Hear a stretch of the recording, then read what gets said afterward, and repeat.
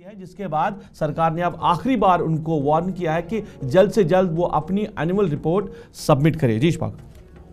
चलिए, बड़ी खबर हम आपको बता रहे हैं कि मुलाजमीन के खिलाफ हुकूमती इदारे और ज़्यादा मुस्तहरिक और मजबूती के साथ सामने आए हैं और जिन्होंने अभी तक अपने APR जमा नहीं किए और हमारे एदाद शुमार के मुताबिक तकरीबन 200 से ज़्यादा वो मुलाजमीन हैं जो सिर्फ सिविल सेक्रेटरीट के अंदर हैं जिन्होंने अपने APR जमा नहीं किया, और इसी तरीके से हज़ारों मुलाजमीन अभी भी हैं जिन्होंने एनुअल प्रॉपर्टी रिटर्न जिसे जमा करना था वो जमा नहीं किया है। उनके खिलाफ कार्रवाई होगी और हुकूमती इदारों ने साफ कर दिया है कि अब इस डेडलाइन को हतमी तौर पर बढ़ा दिया गया है। सिर्फ आज ये लास्ट डेडलाइन जो है वो बढ़ा दी गई है और मुलाजमीन अपना एनुअल प्रॉपर्टी रिटर्न APR जो है 13 फरवरी से अब बढ़ाकर 27 फरवरी तक कर दिया गया है। नोटिफिकेशन जनरल एडमिनिस्ट्रेटिव डिपार्टमेंट की तरफ से जारी कर दिया गया है और यह साफ कर दिया गया है कि अगर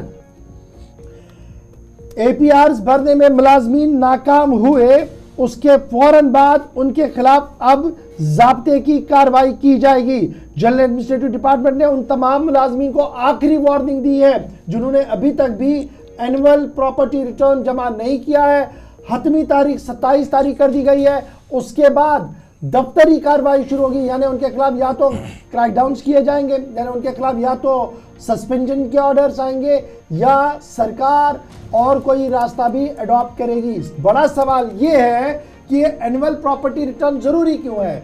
अगर किसी मुलाजिम के पास 10 लाख रुपए की आमदनी है और उसकी प्रॉपर्टी 10 करोड़ रुपया है तो उसे ये जेन्युइनली बताना पड़ेगा सरकार को कि ये प्रॉपर्टी आई कहां से, और एक साल में जो लास्ट ईयर प्रॉपर्टी स्टेटमेंट दिया था इस साल के आखिर तक इसमें कितना इजाफा हुआ है या स्ट्रगल है, उधर ही है, उतनी ही है। अगर बड़ी है तो जरूर मुश्किलें भी उस मुलाजिम की बढ़ेंगी कि आखिर ये राब्ता और ये पैसा आया कहां से। यानी कहीं ना कहीं शफाफियत को लाने के लिए APRs को मांगा गया है। 27 तारीख तक हतमी लाइन दे दी गई है। इससे पहले हमने देखा था कि इससे पहले मैं एक चीज बताऊं कि कुछ लोग मुझे सोशल मीडिया पे लिख रहे हैं, जो खबर हमने इससे पहले पढ़ी है कि नागहानी तौर अगर कहीं किसी मकान को नुकसान हुआ जो स्टेट लैंड पे होगा उसको कंपनसेट नहीं किया गया सरकार की तरफ से। कुछ लोग लिख रहे हैं कि क्या उनको दोबारा से वहां पे कंस्ट्रक्शन करने दिया जाएगा अगर किसी का सरकारी लैंड पे मकान है। हाई पावर कमेटी है जिसकी सरबराही चीफ सेक्रेटरी साहब ने की है और दीगर जो रुड़की और दीगर लोग वहां पर मौजूद थे, उन्होंने ये साफ कर दिया कि हमने जी प्रोसीजर को सेट करना है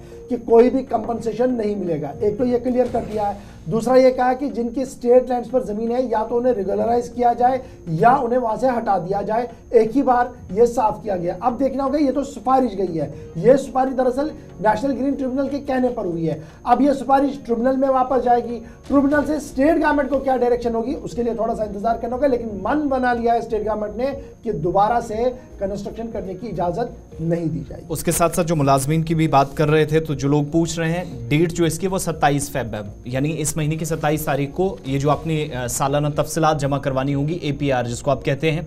31 जनवरी 2024 के मुतालिक जो गुफ्तगू कर रहे थे वो डेट खत्म हो चुकी है, ये एक्सटेंशन मिली है 27 फरवरी को। लास्ट एक्सटेंशन है, कल सरकार ने ये साफ कर दिया। बिल्कुल। इसके बाद आप देखेंगे हुकूमत जब इंतखाबात की तरफ जाएगी, तैयारियां बड़े पैमाने पर इंतजामी सतह पर होंगी, मॉडल कोड ऑफ कंडक्ट और ये सारी चीजें, उससे पहले ये प्रोसेस कंप्लीट होना चाहिए। और इसलिए मुलाजमीन के लिए जो नया फरमान आया है तय शेड्यूल और तय डेडलाइन के मुताबिक चीजें करनी होंगी। बसूरत दीगर ये क्रिमिनल प्रोसेस के तहत भी हुकूमत इकदामात उठाने जा रही है। ये एक नया किस्म का पॉइंट इशफाक जो इस बार मेंशन किया।